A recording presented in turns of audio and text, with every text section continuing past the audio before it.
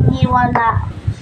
Ang mga Hinaw ng Pilipino ay naniniwala kay Wathala.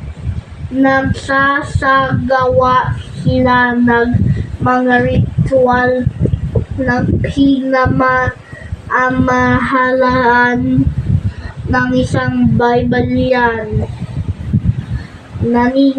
Naniniwala rin sa mga espiritu at mga pamahiin. Noong dumating ang mga Espanyol, pinalaganap nila ang Kristiyano.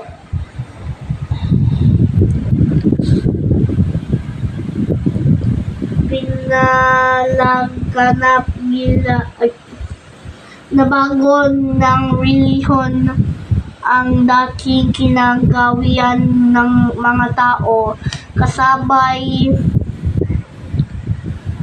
ng paglaganap ng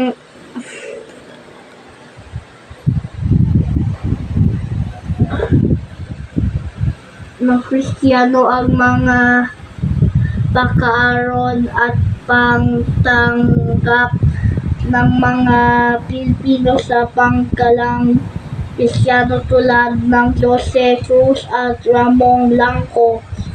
Maraming lugar ang ipinanggalan sa mga santo bilang parangal sa mga patrong santo.